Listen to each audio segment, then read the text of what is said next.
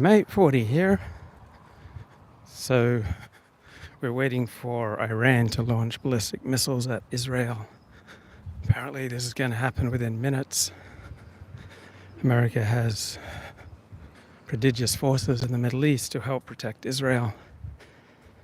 You never know, if one of these Iranian missiles gets through and hits a populated area of Israel, dozens of people could die, leading to an Israeli retaliation against Iran, possibly an attack on Iran's nuclear program, possibly with the assistance of the United States.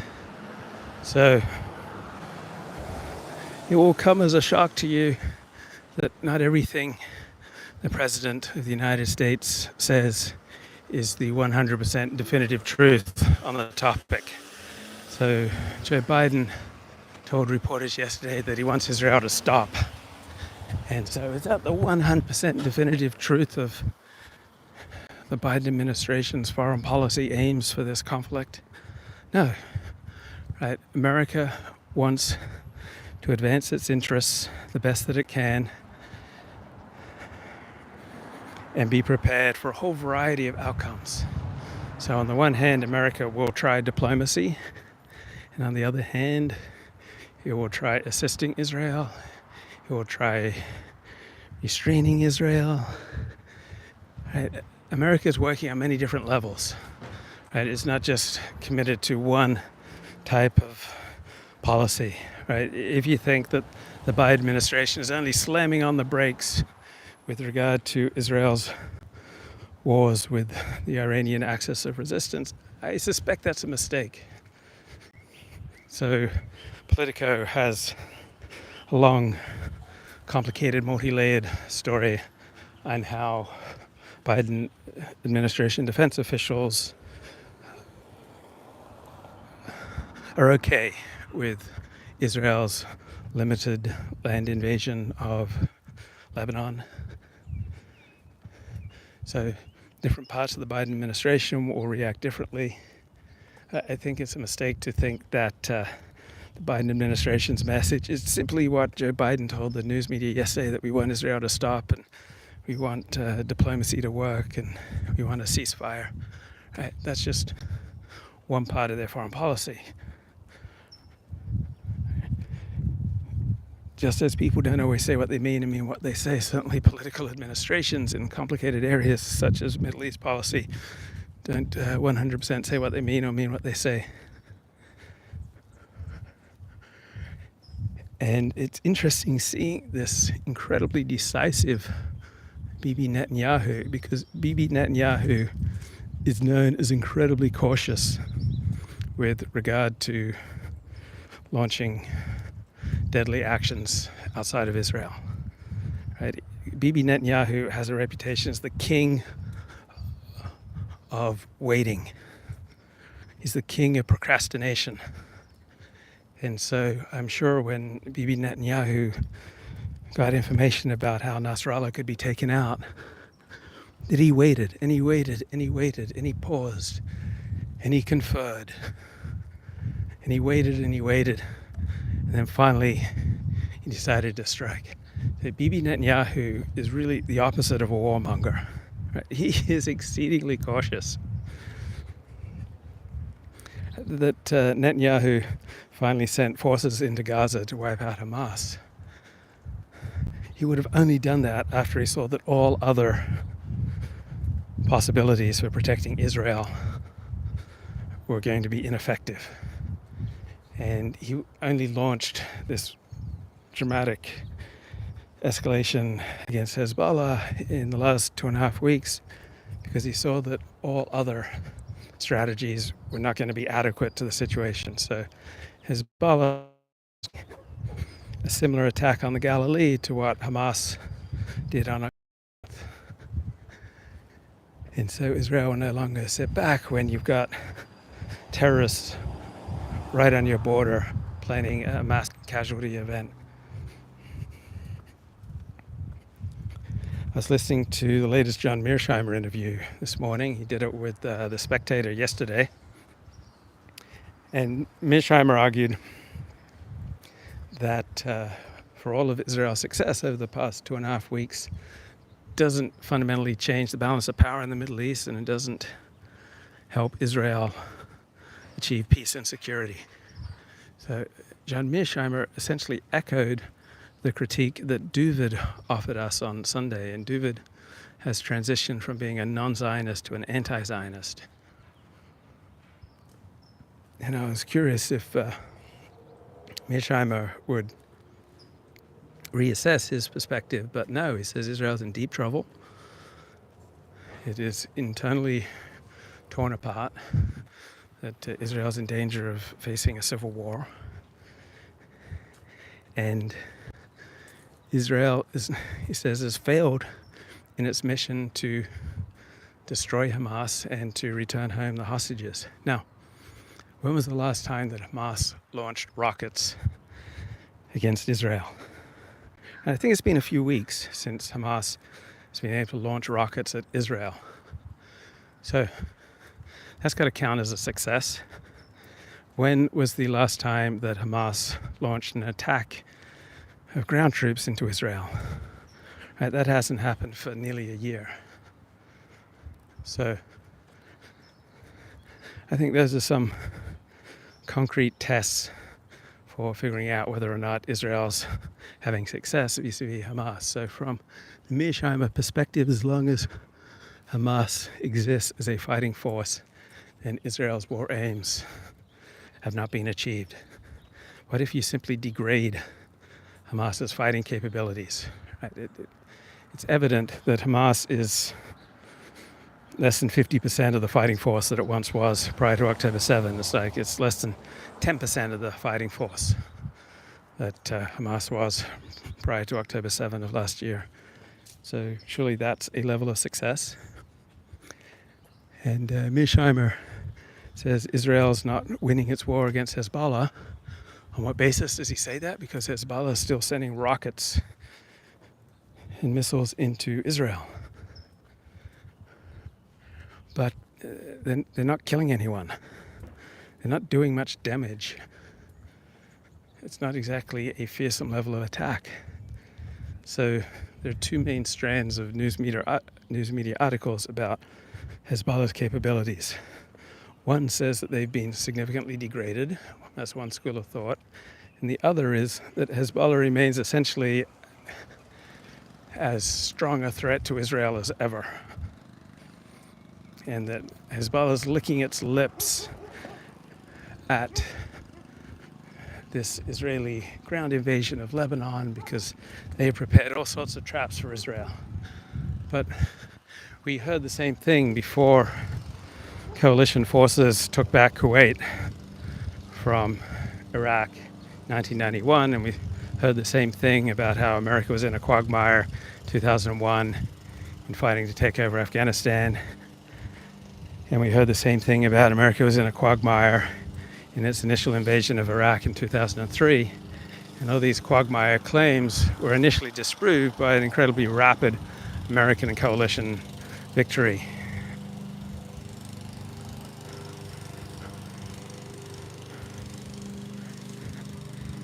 So who has used the time since the last Israel-Hezbollah war in 2006 to the greatest advantage? Right, Israel or Hezbollah? So right now you'd have to say Israel. But Hezbollah apparently possesses highly capable assassination squads.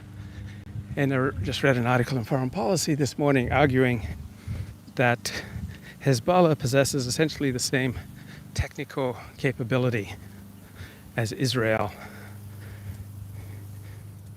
for assassinating top value targets.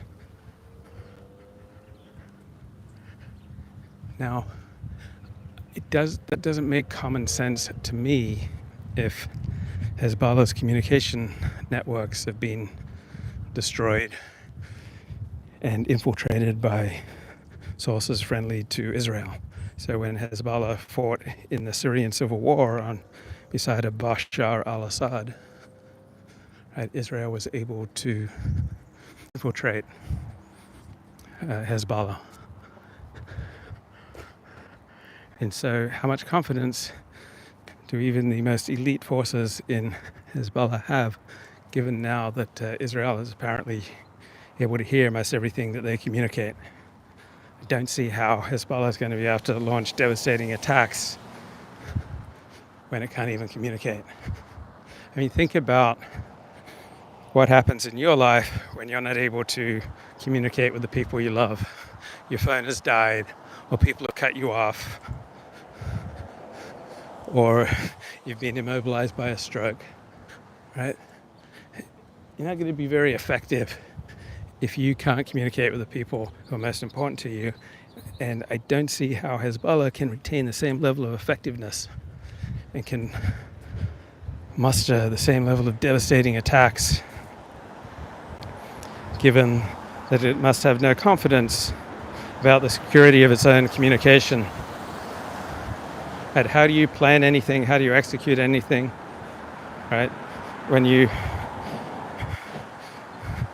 the defense, when the opposition knows your code for when you're going to hike the ball and start the play, right? You're going to lose the considerable element of surprise that is a necessity for terrorist attacks.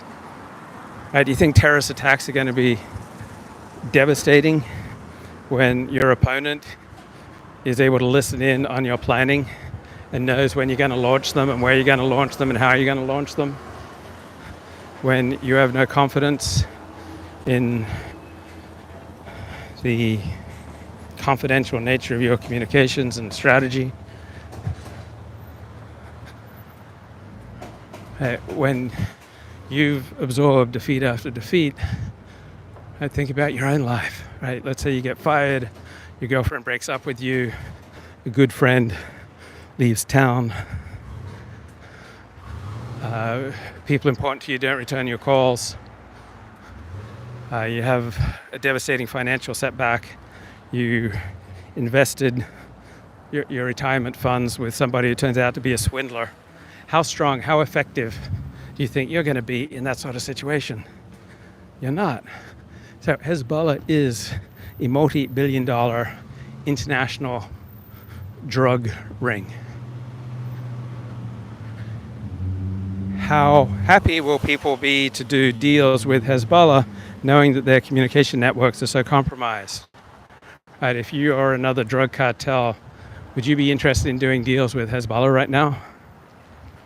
Yeah, we're all locked in an iron cage together. And no one's coming to save us. But usually drug deals require confidentiality and security. And why would you want to risk your own well-being to do deals with Hezbollah that's just getting absolutely torn up right now?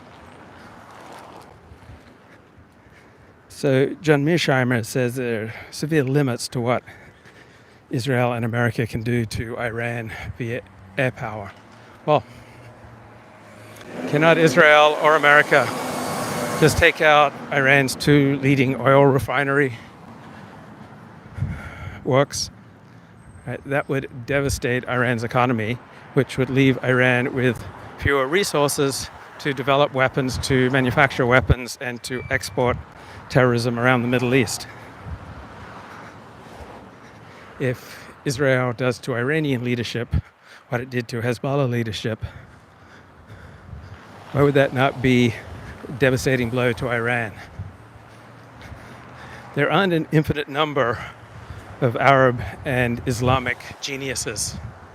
Right? There are quite a finite number of these geniuses, and Israel's steadily picking them off. And there aren't exactly a surfeit of 145 IQ plus Iranian, Arab, Middle Eastern, Islamic terrorists, right, with IQs above 145. A relatively small number. And so each one who gets killed by Israel has a devastating effect, particularly given that Iranian armed forces and Hezbollah forces and Houthi forces are composed of people with IQs around 90.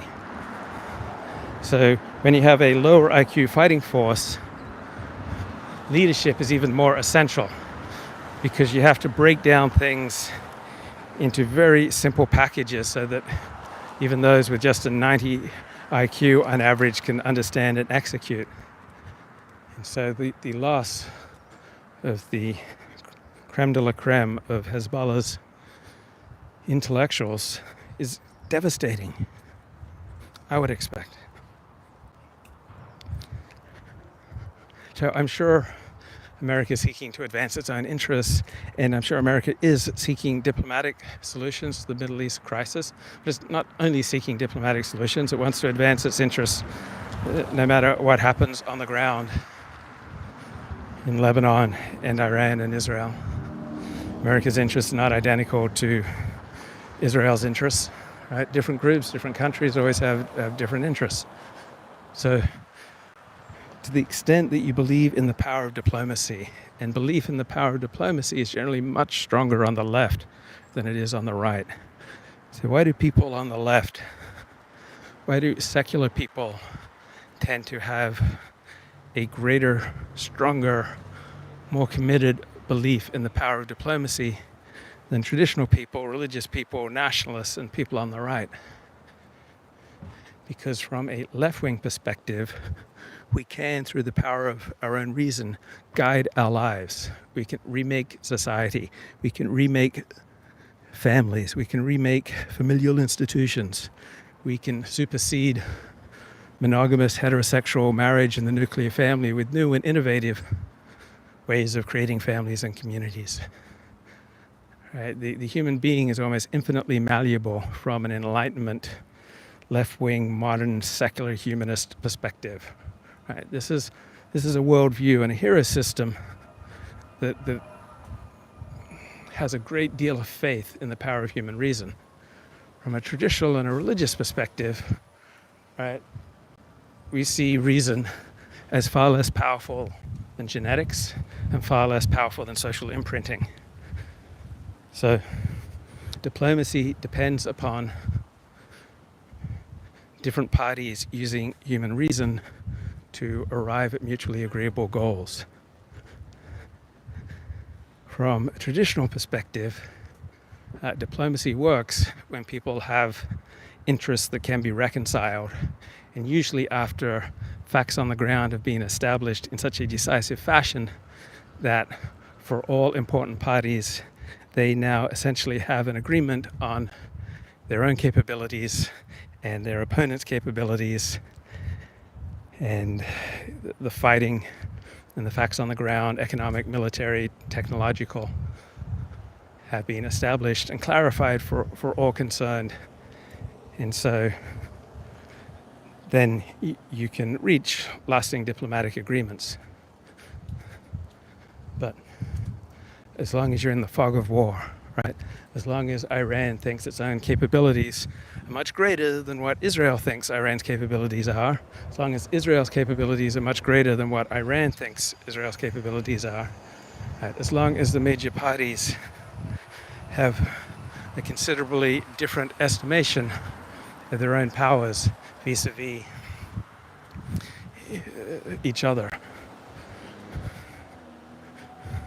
then it'll be really difficult to arrive at a diplomatic solution.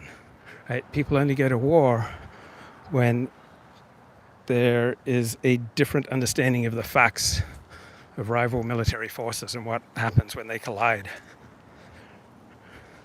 Right? If all sides are clear what would happen in a collision between warring forces, then you're unlikely to have war, because people have already decided this is what will happen. And so given the facts on the ground, given the conditions, given the situation, right, we're better off reaching some kind of deal.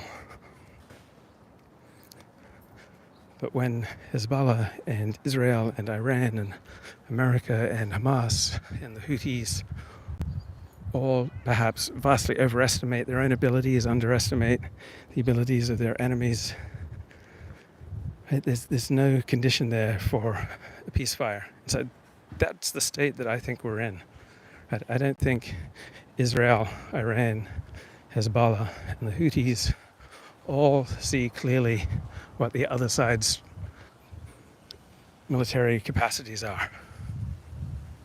because if they saw clearly, they wouldn't be fighting. You fight when you have a disagreement on the facts. Right? Wars are not usually won by brilliant strategic decisions, brilliant tactical decisions. Right? Usually the logistically stronger military side wins out.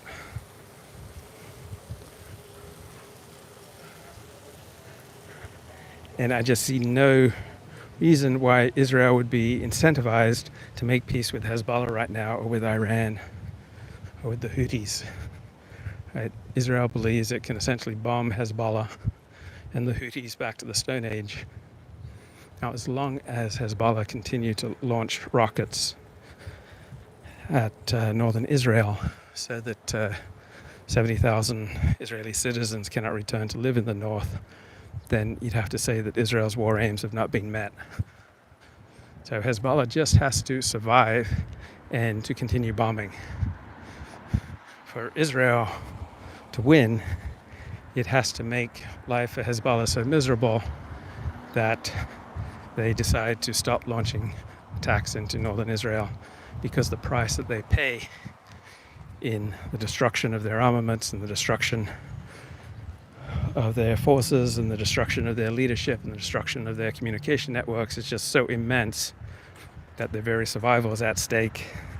And so they then quit launching offensive attacks on northern Israel. So there is discussion that Hezbollah may be so damaged and weakened right now that Lebanon's armed forces might be sufficiently strong to keep Hezbollah in check. Right? And if we ever reach that state, then we can have some kind of peace treaty between Israel, Lebanon, and Hezbollah. And if Lebanon's independent military forces have the capacity to rein in Hezbollah, if Lebanon becomes a stronger unitary state that's stronger than the terrorist forces within it, right, then it's a lot easier to reach a deal because you have fewer parties. Right, then it's just a deal between Israel and Lebanon. So Israel is employing interesting strategy in Gaza. They will conquer an area, kill as many Hamas fighters as possible, then withdraw and happily allow Hamas to retake territory so that Israel can then go in there and slaughter more Hamas fighters. Right, so far, Israel's had far fewer than 1,000 deaths from its own soldiers. There were estimates that Israel would lose over 10,000 soldiers in an invasion of Gaza. That hasn't happened. Right? Israel's been far more effective than that. And so, as long as Israel maintains a kill ratio of, say, over 7-1 or over 10-1, right? So more than 7 dead Hamas fighters for every dead Israeli fighter, that's got to be a successful winning ratio for Israel.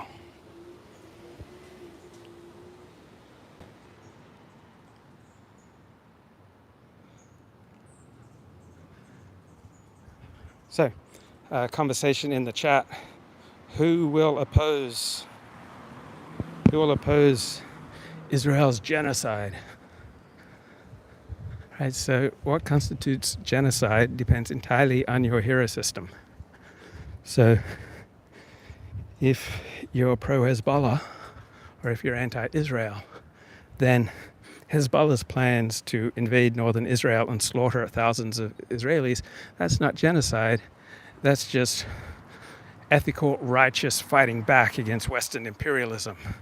This is just brown people trying to fight back against the white people who've been oppressing them. So from this third world perspective, from this anti-imperialist perspective, from this Marxist, communist, Leninist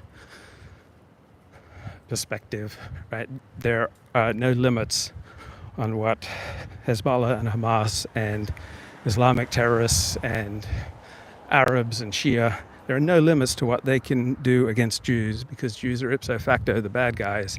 And so Jewish behavior doesn't matter. Jews have no right to their own state in the midst of the Islamic world, that any territory that's ever been conquered by Islam is sacred and belongs solely to Islam. And so this is the dominant perspective of the United Nations and of many Western intellectuals, that those forces fighting imperialism, meaning it's only imperialism when the Jews or the Europeans do it, right? No limits, no ethical restrictions. You can kill as many of the enemy as possible, and it's entirely righteous. At the same time, these pro-terrorist, pro-guerrilla, pro-Hezbollah, pro-Hamas, pro-Iranian regime ideologues want to place as many restrictions on the ability of countries such as the United States and England and Australia and Israel to protect themselves against Islamic terror. So international humanitarian law has been captured entirely by the anti-imperialist feminist forces of the left that are overwhelmingly united by their shared hatred of the United States and of Israel and of the West. And they believe that the West should be as hamstrung as possible in defending itself against any type of terrorism or guerrilla activity that claims it's anti-imperialist. So it's a great gig if you can get it. And this perspective has the support of a significant number of Western intellectuals, significant part of the democratic activist base, probably a majority of democratic activists, and is the overwhelming consensus of countries not in the first world. So just as Chateau Ortiz described feminism as an ideology to maximize female choices while restricting male choices, particularly sexual choices, as much as possible, right? Anti-imperialism seeks to maximize the options for terrorists such as Hezbollah and to minimize the ability of countries such as Israel to defend themselves. So what exactly constitutes genocide? It depends on your hero system. If you've got this anti-imperialist hero system killing millions of Jews, it's not genocide, that's just being righteous. And if you have this anti-imperialist mindset, right, Jews killing 15 Muslim terrorists about to slaughter thousands of Jews, right, in some kind of preventative strike, that's genocide. There's absolutely nothing that Israel or the United States can do to effectively defend itself against Islamic terrorists that anti-imperialists won't proclaim as genocide. So the term genocide is just become another rhetorical tool for people to advance their partisan causes. It increasingly has less and less objective meaning. Israel has been repressing Palestine, according to the chat. So international law is just a joke to you. Genocide is genocide. It has a clear definition. Well, where is that clear definition? International law is shaped, developed, promoted by people with a particular anti-imperialist partisan perspective. There are no leading forces in international humanitarian law who are right of center. Right? International humanitarian law has been captured overwhelmingly by anti-imperialist, pro-terrorist activists of the left. And the only thing that left-wing activists in America and in Europe have in common with the forces of Islamic terror is that they all hate the United States and Israel. Right, so pro-LGBTQ activists in America who embrace Hamas and Hezbollah, right, Islamic forces that would slaughter them if they could, right? But what unites them is they both hate America. Right? Why does the left love Islam? Because they're united by a common hatred of the United States and of Israel. So has Israel been repressing Palestinians? Yeah, absolutely has. because Palestinians have been trying to slaughter as many Israelis as possible. And anything that Israel does to protect itself against Palestinian terrorism is going to be sanctioned, right?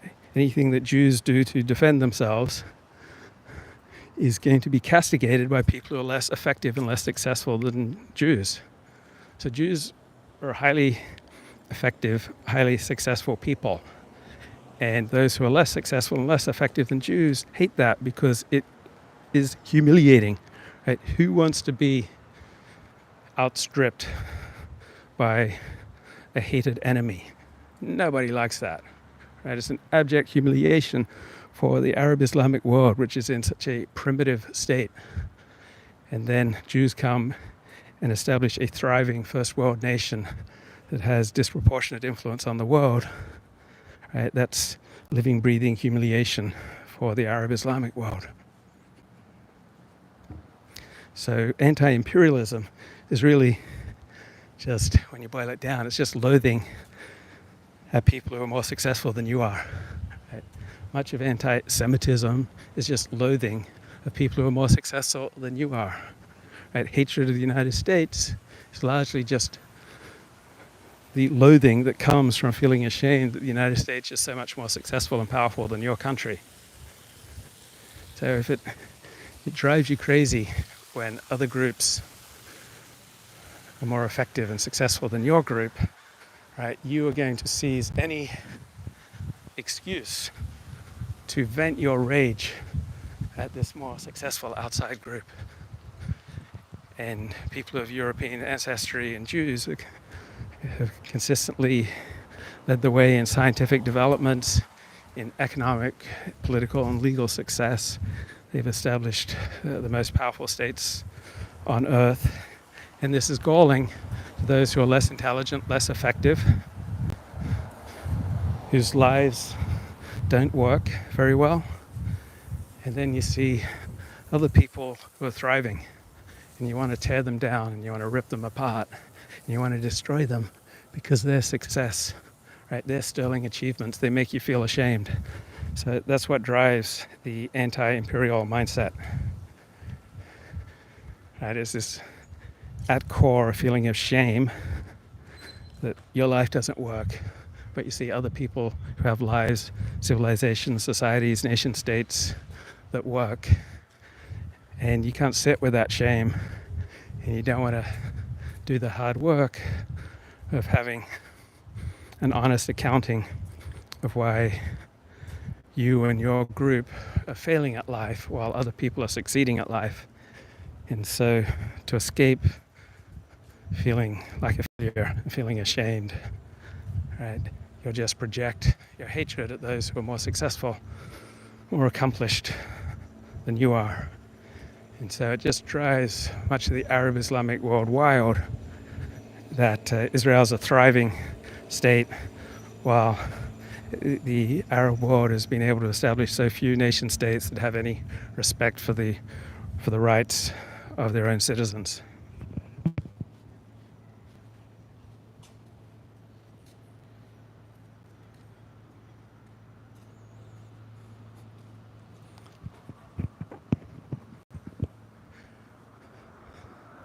So this has nothing to do with any one people being ipso facto superior or inferior to another.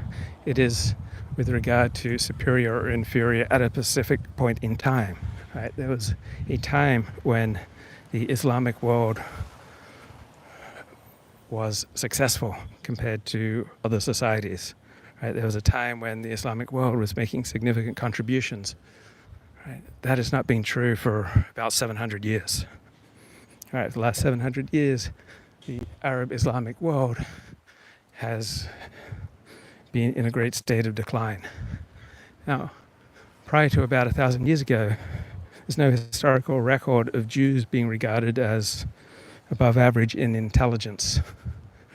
The idea that Jews have superior intelligence, that just developed in the past millennia. As Jews moved from the Middle East into Europe, and the most intelligent Jews were able to reproduce. And from the 14th century on, most Ashkenazi Jewish men made their living through white-collar occupations. They were overwhelmingly literate, and those who were able to succeed at their white-collar occupation and were able to support having children, right, they reproduced more effectively than those parts of their population that couldn't get enough money and resources to have children. So Jewish life, Ashkenazi Jewish life, the past 1,000 years has been incredibly competitive. And for those Ashkenazi Jews who couldn't keep up, right, they had less ability to reproduce, and they always had the temptation of converting to Christianity if they couldn't keep up with the demands of Ashkenazi life. So we now have Ashkenazi Jews with an average IQ of around 110. So most people with a genius level IQ in the United States are Ashkenazi Jews. And so a combination of certain genetics with a certain environment, certain situations will promote the development of a higher and higher IQ in a group, while other genetic combinations with environment and situations will promote a decrease in IQ, such as cousin marriage, which is rampant in parts of the Arab and Islamic worlds. Right, that leads to a steady reduction in IQ. It leads to political structures that are based on blood ties. When you have so much inbreeding as you've got in large parts of the Arab Islamic world, you can't develop any coherent nation state. But it's not inevitable that any one people will ever have certain qualities for all time, right? Genes always combine with environment, and you have the survival of the fittest. And when you get adaptations that lead to high levels of reproduction, right, those traits that are adaptive, right, will pass on to succeeding generations, and you'll have people developing their abilities and other people, right, declining. So most forms of life go extinct. And any people that does not successfully adapt to its environment and is not able to shape its environment for the benefit of its own thriving, it's not going to be around very long.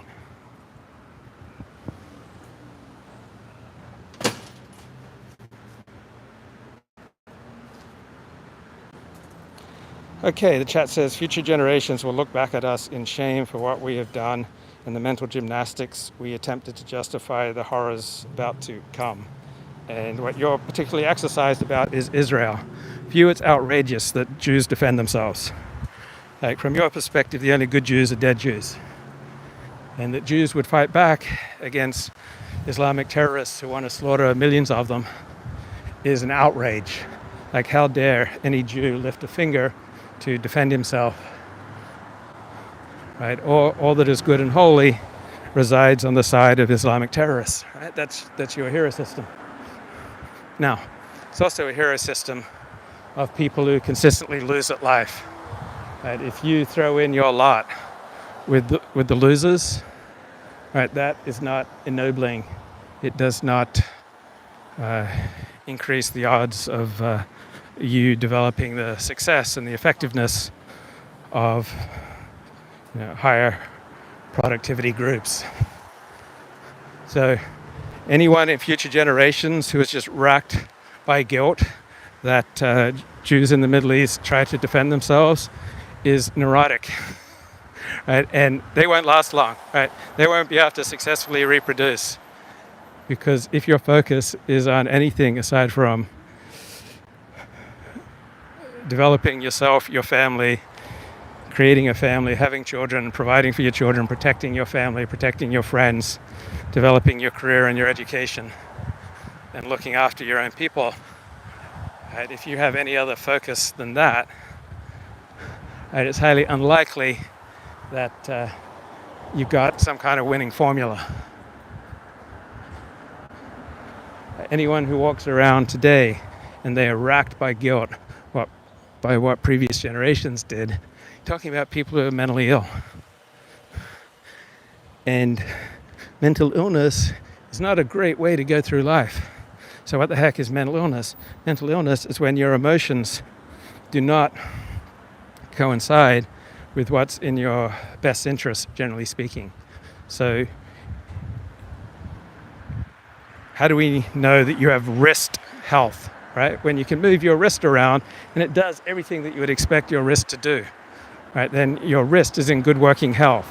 You can type on a keyboard, you can lift a glass of milk, right? You can do handstands, you can ride a bike, right? You've got good wrist health. And you have good mental health if you can do everything that you need to do mentally. And I know after Donald Trump was elected in 2016, many people on the left had to go to bed, right? They had to take to bed, they had to get psychiatric medication, they had to go on Xanax, they had to drink themselves to sleep, they had to numb out because they couldn't deal with the reality of Donald Trump's unexpected victory and Hillary Clinton's unexpected defeat.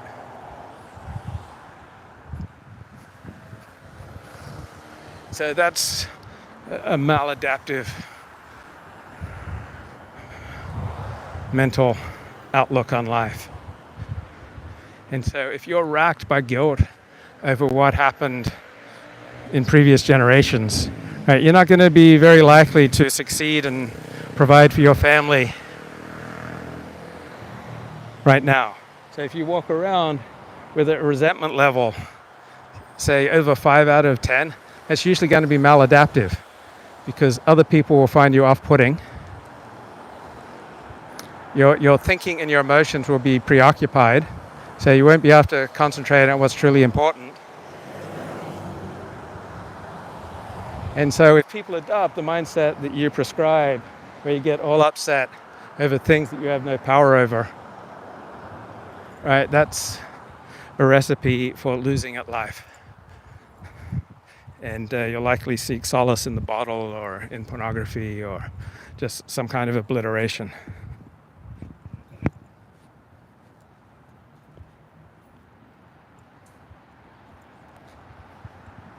So we're coming up on the anniversary of the October 7 attacks.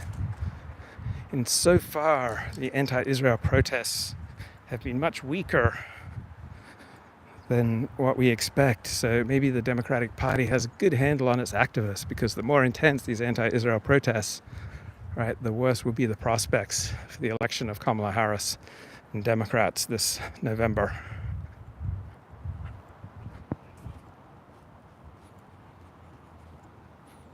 So if anything happens at UCLA, if protests take over UCLA, if they take over buildings, they try to erect another shanty town,